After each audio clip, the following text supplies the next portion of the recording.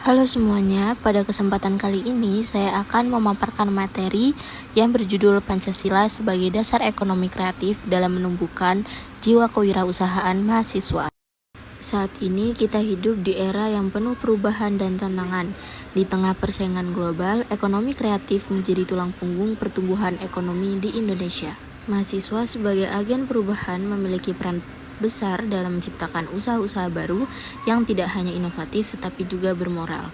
Di sini pentingnya Pancasila sebagai panduan etika dan nilai dalam mengembangkan kewirausahaan. Ada 3 tujuan utama dalam pembahasan ini. Yang pertama, memahami hubungan antara Pancasila dan ekonomi kreatif. Yang kedua, menumbuhkan semangat kewirausahaan mahasiswa yang berbasis nilai. Dan yang ketiga, menginspirasi teman-teman semua untuk mulai berwirausaha dengan semangat etika dan nasionalisme.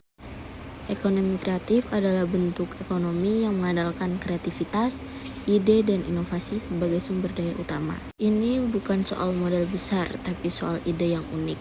Sektor ekonomi kreatif meliputi kuliner, fashion, film, animasi, musik, desain, hingga pengembangan aplikasi dan teknologi digital. Mahasiswa sebagai generasi muda harus memiliki jiwa kewirausahaan, yaitu semangat untuk berinovasi, mengambil risiko, dan mandiri secara finansial. Tapi lebih dari itu, mahasiswa juga perlu menjunjung tinggi etika dan tanggung jawab sosial, agar usaha yang dijalankan bukan hanya menguntungkan pribadi, tapi juga berdampak besar pada masyarakat. Pancasila bukan hanya dasar negara, tapi juga nilai kehidupan sehari-hari.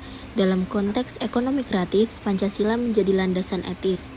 Kita bisa membangun usaha yang tidak hanya mengajarkan keuntungan, tapi juga membawa manfaat sosial, melestarikan budaya, dan menjaga keberlanjutan. Setiap sila Pancasila punya makna penting dalam kewirausahaannya. Misalnya, sila pertama mengajarkan integritas dan kejujuran. Sila kedua menuntun kita agar tidak mengeksploitasi orang lain. Sila ketiga mendorong kita mendukung produk lokal. 4. Menanamkan semangat keterbukaan dan musyawarah. Dan sila kelima mendorong kita membangun usaha yang inklusif dan adil. Beberapa contoh penerapan nilai Pancasila dalam usaha mahasiswa bisa kita lihat di sekitar kita.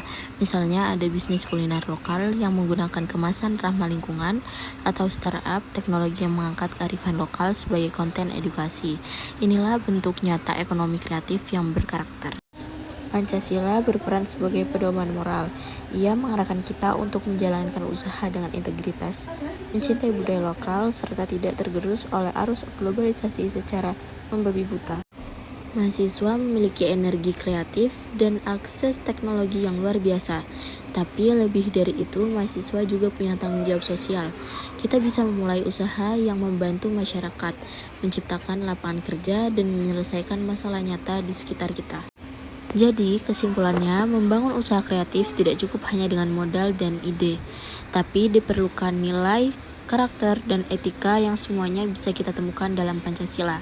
Mahasiswa memiliki potensi yang luar biasa, dan kampus harus menjadi ruang yang mendukung pertumbuhan ini.